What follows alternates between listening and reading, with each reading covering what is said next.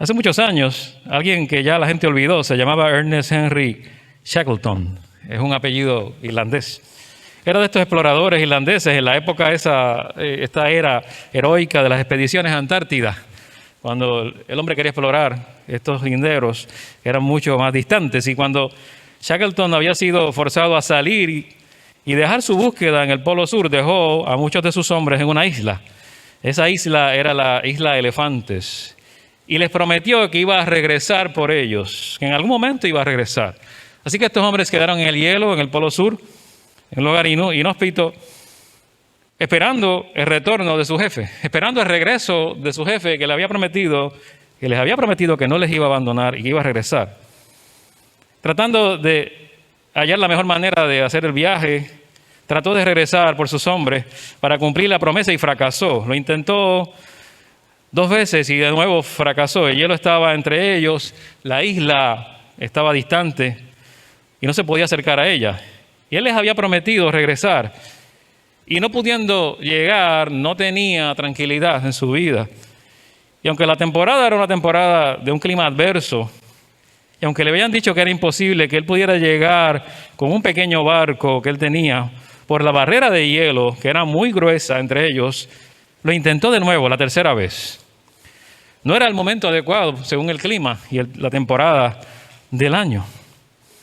Sin embargo, se lanzó, puso su barco en gran riesgo, recogió a todos sus hombres, los puso a bordo y salió antes de que el hielo nuevamente chocara contra él. Y todo esto lo hizo en media hora, una vez llegó a aquella isla. Cuando la emoción ya había terminado y los hombres ya estaban más calmados ante la alegría de que llegaran a rescatarles, uno de los hombres dijo: bien, todos ustedes estaban listos para cuando llegara el jefe, estaban empacados y listos. ¡Qué bien! Y alguien contestó: como ves, jefe, le dijo al jefe que vino a rescatarlos. El segundo en mando se está refiriendo al jefe, le dice: nunca perdimos la esperanza.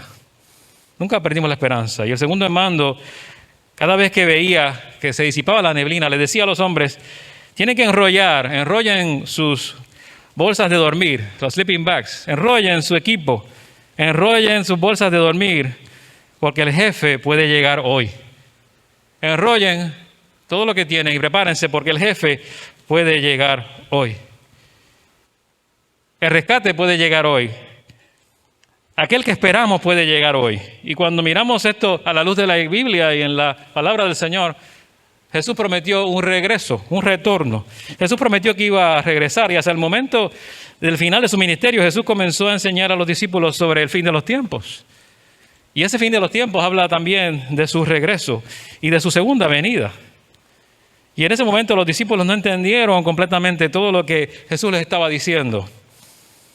Y vemos pasajes en la Biblia, en Mateo y en Marcos, donde Jesús les dice cuándo serían estas cosas. En cierta manera les da señales. Y los discípulos decían: ¿cuándo serán estas cosas? ¿Y cuál será la señal de tu venida y del fin de los tiempos? Y Jesús respondió: en cuanto a ese día y hora, nadie sabe, ni siquiera los ángeles del cielo, ni el Hijo, sino el Padre solamente. Entonces la pregunta de los discípulos sigue siendo una pregunta válida hoy, resuena hoy. Y la respuesta de Jesús también sigue siendo relevante para ti y para mí. La iglesia es una iglesia que vive también a la espera del retorno, del regreso de Cristo. En la Alianza Cristiana y Misionera, específicamente, al igual que en otras denominaciones e iglesias, creemos en Cristo como el Rey que viene, el que gobierna que viene, el jefe que viene, como decíamos ahorita en la analogía. Y esto implica que, de alguna manera u otra, tenemos que estar preparados para su regreso. Uno de los problemas es que la iglesia en otras ocasiones se ha enfrascado en una lucha o quizás se ha enfrascado en una discusión y una controversia de si saber o no saber cuándo viene Jesús y cosas como esta. Hay que hacer cálculos y determinar cosas. No estamos aquí para esto. Nuestra intención y mi intención no es que miremos todo esto como algo para determinar cuándo viene Jesús. No se trata de eso. No se trata de hacer cálculos. Se trata de estar preparados para el momento cuando llegue Jesús. Amén. Se trata de estar preparados y listos, quizá como aquellos hombres que estaban siempre mirando a la expectativa de que llegara el jefe, que llegara el rescate. En Marcos 13, capítulo 1 al 13, este pasaje en la Escritura, Dice así: saliendo Jesús del templo, dijo a uno de sus discípulos: Maestro, mira qué piedras y qué edificios. Jesús respondiendo le dijo: ¿ves esos grandes edificios? No quedará piedra sobre piedra que no sea derribada. Y se sentó en el monte de los Olivos frente al templo. Y Pedro, Jacobo, Juan y Andrés le preguntaron aparte: dinos, ¿cuándo serán estas cosas? ¿Y qué señal habrá cuando todas estas cosas hayan de cumplirse? Jesús respondiéndoles, comenzó a decir: mirad que nadie os engañe, porque vendrán muchos en mi nombre, diciendo yo soy el Cristo, y engañarán a muchos. Mas cuando oigáis de guerras y rumores de guerras, no os turbéis, porque es necesario que suceda así, pero aún no es el fin, porque se levantará nación contra nación y reino contra reino, y habrá terremotos con muchos lugares, y habrá hambres y alborotos. Principios de dolores son estos. Pero mirad por vosotros mismos, porque os entregarán a los concilios y en las sinagogas os azotarán, y delante de gobernadores y de reyes os llevarán por causa de mí, para testimonio de ellos. Y es necesario que el evangelio sea predicado antes a todas las naciones. Pero cuando os trajeren para entregaros, no os preocupéis por lo que habéis de decir, ni lo penséis, sino lo que os fuere dado en aquella hora, eso hablad, porque no sois vosotros los que habláis, sino el Espíritu Santo. Y el hermano entregará a la muerte al hermano, y el padre al hijo. Y se levantarán los hijos contra los padres y los matarán. Y seréis aborrecidos de todos por causa de mi nombre, mas el que persevere hasta el fin, este será salvo. Y que Dios añada bendición a su palabra. Y estas son palabras de nuestro Señor Jesucristo. Quiero enfatizar esto. Y él dice: entonces verán al Hijo del Hombre, dijo Jesús, en el verso 26, que vendrá en las nubes con gran poder y gloria. Y todo esto está en el marco de la enseñanza de Jesús acerca del fin de los tiempos y de su segunda venida, de retorno de Cristo. Lo interesante es que estaban frente a un gran templo construido por Herodes, que lo construyó como 15 años antes del nacimiento de Jesús. Después de haber destruido el primer templo de los babilonios, Herodes construye un templo. Y lo hace no para honrar a Dios, sino para congraciarse con los judíos, para tenerlos contentos como buen gobernante, ¿verdad? Eso fue lo que hizo. Herodes hizo del templo un lugar hermoso. Era un proyecto magnífico. Y el proyecto tan magnífico, ese edificio, no finalizó hasta el 64 después de Cristo. Así que la profecía de Jesús de que no quedaría piedra sobre piedra en su tiempo, en un lugar que aún no se había terminado de construir, era algo radical. Todavía faltaba tiempo para terminar ese templo. Pero en el 70 ocurrió lo que Jesús dijo. Los romanos entraron, el emperador Tito, si no recuerdo mal, destruyó el templo, está en la historia, registrado. Pero los discípulos querían saber cuándo se destruiría el templo. Entonces Jesús les dio un cuadro profético de ese tiempo, incluyendo acontecimientos que lo antecederían, pero también habló de hechos futuros que señalarían su regreso. Hay dos mensajes incluidos en este relato de Jesús. Predijo tanto los hechos cercanos a los discípulos, lo que iban a acontecer pronto, como la destrucción del templo en Jerusalén, pero también hechos lejanos, cosas que aún no se han cumplido. Y podemos entonces ver aquí algo importante que nosotros debemos atender, porque todo lo que Jesús dijo, todo lo demás que Jesús predijo se va a cumplir también, como pasó con el templo de Jerusalén. Jesús les advirtió acerca del futuro, ¿pero por qué? No era para que adivinaran el momento de su retorno, no era para estas cosas maravillosas y que nos parecen a nosotros muy interesantes, ocultas. No se trata de adivinar nada del futuro tampoco. Estas predicciones que vemos en Cristo no las hizo para que intentásemos adivinar cuándo ocurrirían, sino para mantenernos espiritualmente alertas, siempre esperando su venida. La iglesia es la única que tiene suficiente luz, suficiente revelación de parte de Dios para anticipar lo que ocurrirá al final de los tiempos y para permanecer alertas, preparados, siempre esperando su venida. Y eso es bien importante para nosotros porque nos llama a vivir de cierta manera específica y a vivir de una manera particular. Dice Pedro, podemos confiar por completo en lo que dijeron los profetas. Y está muy bien que ustedes sigan cuidadosamente sus palabras. Sus profecías son como una lámpara que alumbra en la oscuridad hasta que llegue el amanecer en el que Cristo, como la estrella de la mañana, les traerá nueva luz al corazón. Cristo vendrá algún día y veremos muchas cosas que no entendemos, pero hemos tenido suficiente revelación para vivir a la expectativa, de su retorno, para vivir de una manera diferente, viendo las señales del fin de los tiempos. ¿Qué señaló Cristo aquí? Él dijo unas señales específicas antes de su retorno, las cuales iban a acontecer.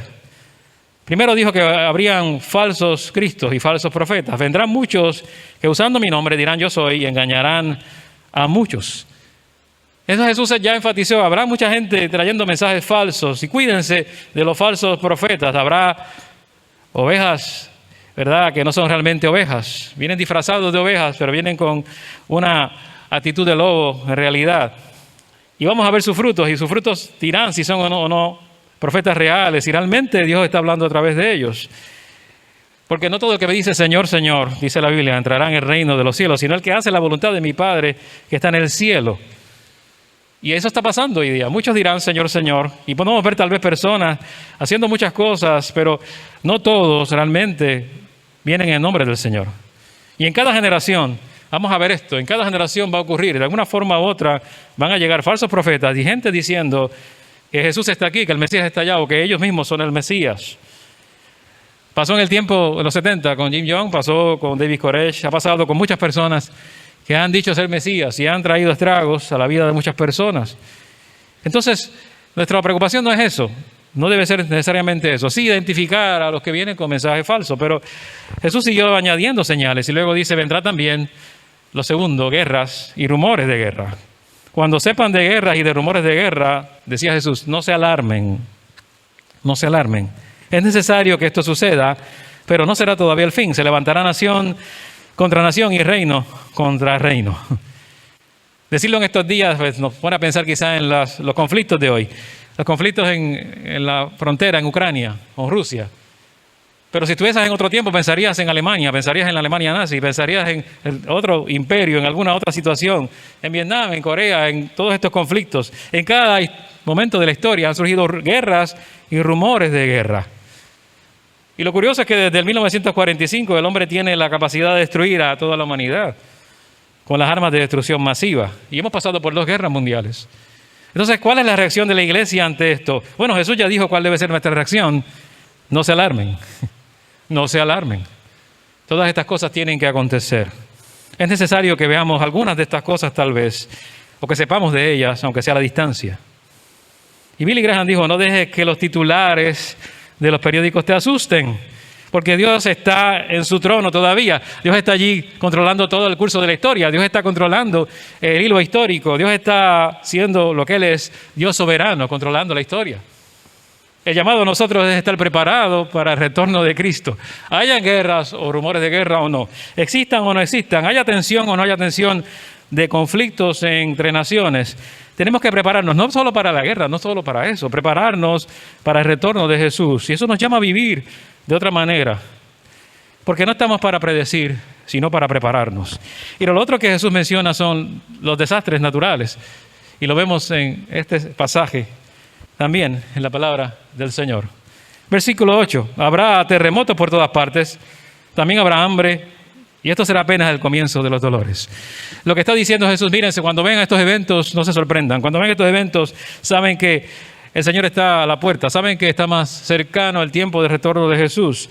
Habrá terremotos, fenómenos, desastres naturales. Y quizás a nosotros nos sorprenden los volcanes en estos días, como en las Islas Canarias, lo que sucedió en las islas también en el Pacífico, el tsunami que ocurrió recientemente. Pareciera a nosotros, para nuestra percepción, que aumentan en frecuencia o intensidad, para nuestra percepción. Pero hay hambre en el mundo. Habiendo tanta tecnología y tanto avance, hay millones de personas padeciendo hambre, hay pobreza, hay conflictos, sí, hay refugiados en todo el mundo. Todo esto está ocurriendo, aunque no nos toca de cerca, aunque a veces lo miramos solo en las noticias. Está allí, lo ven más los misioneros, lo vemos en las noticias, pero no nos toca tan de cerca. Y tenemos este cambio climático que no entendemos, que hemos provocado con nuestras acciones. Y todo esto, Jesús ya habló de todo esto y Jesús ya nos dijo, no se alarmen, no se alarmen. Entonces hay una seguridad que tiene el Hijo de Dios. Hay una seguridad que tú puedes tener en tu corazón, a pesar de lo que acontezca, a pesar de lo que suceda, porque la iglesia vive la expectativa o expectante al retorno y al regreso de Cristo. Lo otro que Jesús mencionó fue persecución para los hijos de Dios. Es un pasaje un poco quizás más extenso, o varios versículos. En el verso 9 dice: pero ustedes cuídense, los entregarán a los tribunales, los azotarán en las sinagogas, por mi causa comparecerán ante gobernantes y reyes para dar testimonio ante ellos. Verso 9, el verso 11 dice: y cuando los arresten y los sometan a juicio, no se preocupen de antemano por lo que van a decir, solo declaren lo que se les dé a decir en ese momento, porque no serán ustedes los que hablen, sino el Espíritu Santo. Y en el 13 añade: todo el mundo los odiará a ustedes por causa de mi nombre, pero el que se mantenga firme hasta el fin será salvo. La iglesia primitiva pasó por esto. La mayoría de los discípulos experimentó este tipo de persecución física de la cual habló Jesús. Y aunque es posible que nosotros estemos en Puerto Rico lejos de muchas de estas persecuciones y de tal vez experimentarlas, aunque en otros lugares no sea así, nuestra visión del reino de Dios no debe limitarse a lo que nos ocurre aquí. Si miramos bien los periódicos, nos van a mostrar que cada día muchos más cristianos en otras partes del mundo tienen que enfrentar penalidades, persecuciones, brindando oportunidades para testificar de Cristo también. Claro que sí, a los que los oprimen. Y sirven dando un testimonio. Hay mártires hoy día en todo el mundo, lugares donde esto ocurre. La organización Puertas Abiertas en el 2015 anunció que la persecución de cristianos en todo el mundo había alcanzado niveles históricos. Y eso fue hace mucho tiempo, pero en la actualidad se ha recrudecido mucho más en algunas zonas como Afganistán. Se dice que hoy día 16 cristianos mueren diariamente por su fe en el mundo. 16 cristianos en otras localidades, en otros lugares en el mundo. Y nos quedamos quizá atónitos en Occidente ante lo que vemos. ¿Por qué? Bueno, no nos ha tocado esa realidad, pero nos pueden tocar otras diferentes. En Occidente, en Europa, una mujer, miembro del Parlamento finlandés, está en Finlandia y es médico de profesión, enfrenta un juicio por 3 cargos solamente por haber dicho lo que piensa acerca de su fe.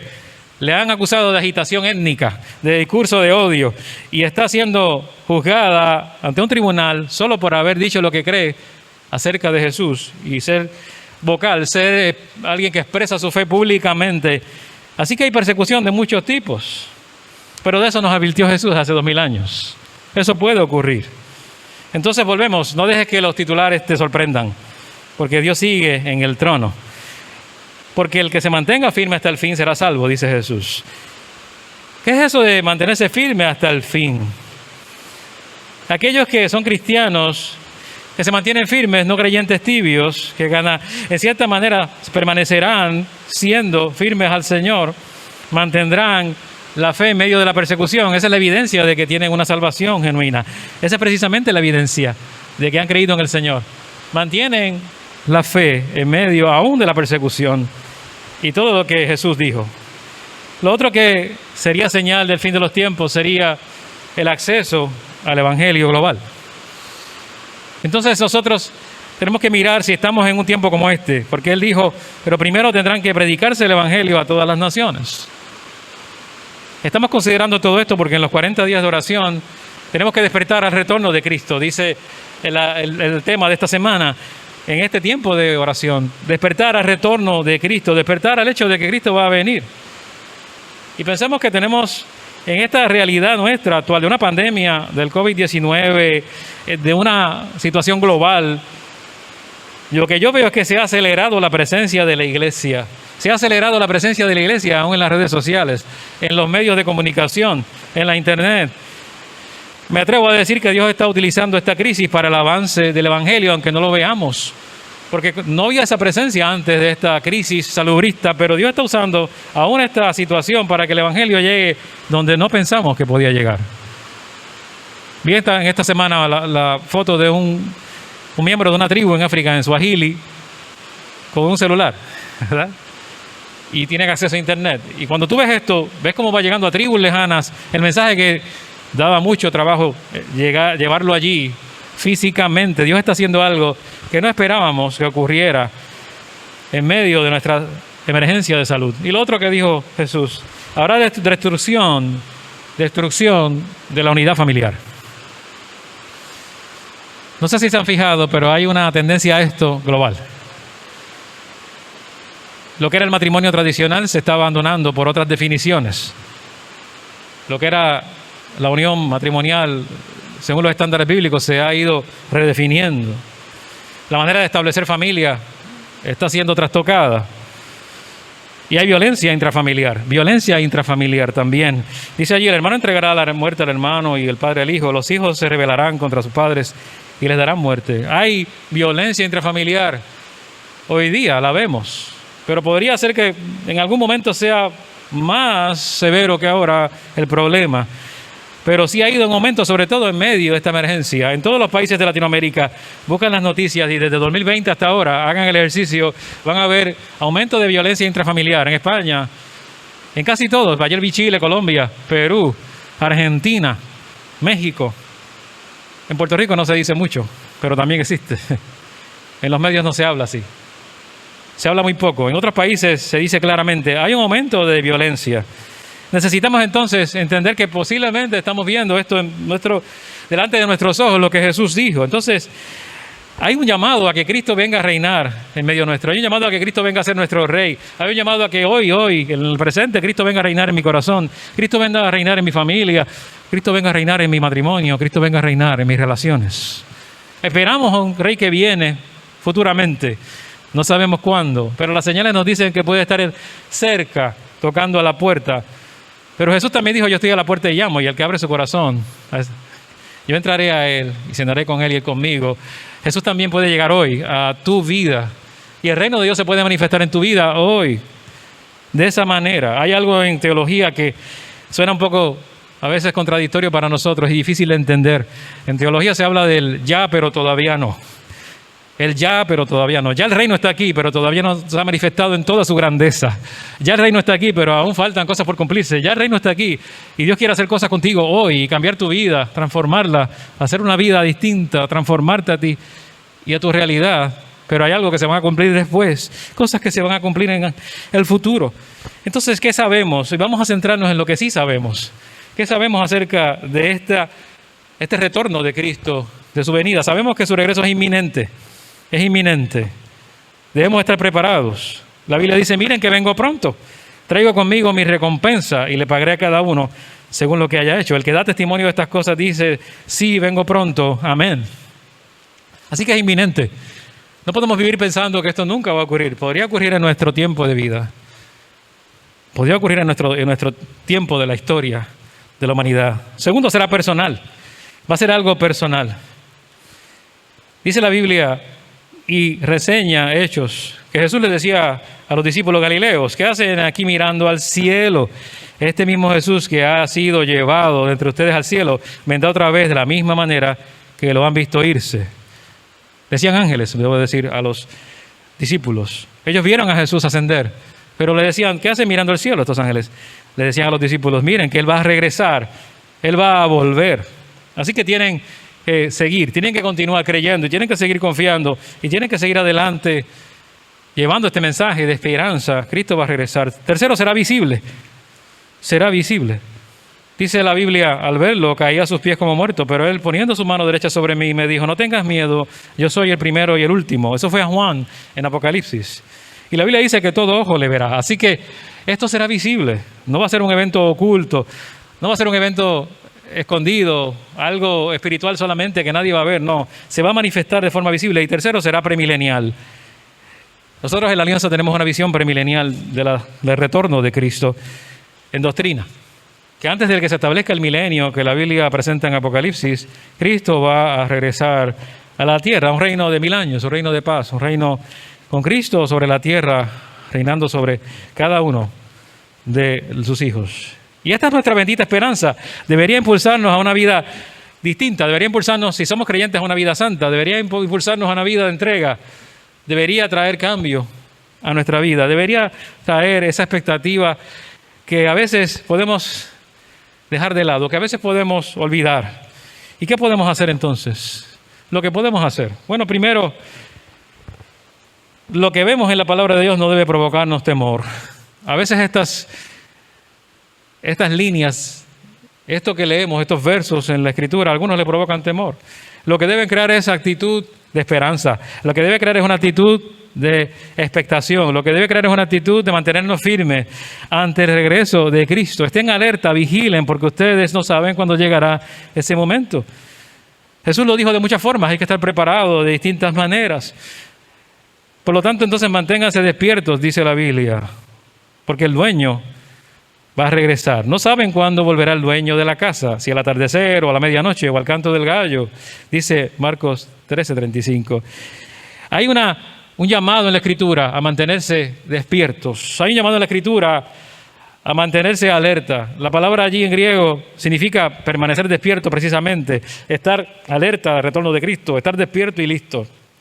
Cristo vendrá cuando Él quiera. Cristo vendrá cuando Dios así lo disponga, el Padre también. Y está dispuesto así, ya señalado. Nadie puede predecir por la Escritura cuándo será su retorno, cuándo volverá. Pero la enseñanza es que se necesita preparación. Para mí, y lo veo en la Escritura, este será el acontecimiento más importante en nuestras vidas si ocurre en nuestro tiempo.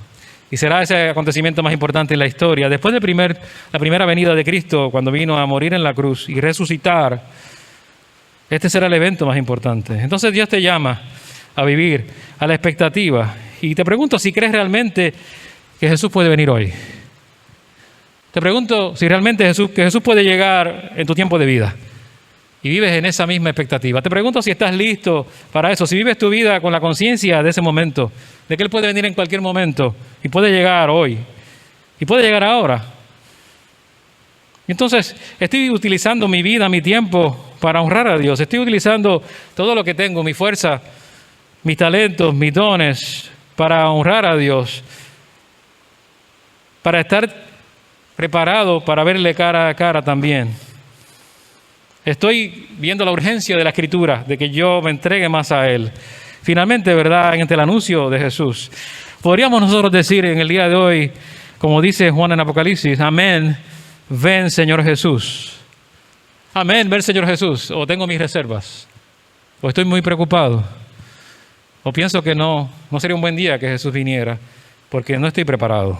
Esa es la pregunta que Dios te hace y me hace a mí. Ante toda esta realidad y toda esta revelación de Jesús, ¿estás listo? ¿Estás lista? ¿Preparado o preparada? Y la manera de prepararse, la principal, es aceptando a Cristo en tu corazón, recibiéndolo en tu vida, entregándole tu vida. Todo lo que eres y todo lo que tienes, solo a Él. Porque Él sí va a volver. Y la iglesia dice amén. Amén, ven Señor Jesús, ven pronto. Queremos ver su retorno. Yo quiero que Él venga. Yo quisiera ser de los que va a ver ese retorno, de los que va a ver su venida. Ese momento glorioso de la llegada del Señor. Y si no es así, si parto antes, partir preparado también. Partir preparado también. Porque algún día Cristo regresará. Y aunque yo esté ya en la tumba y mi alma no esté aquí,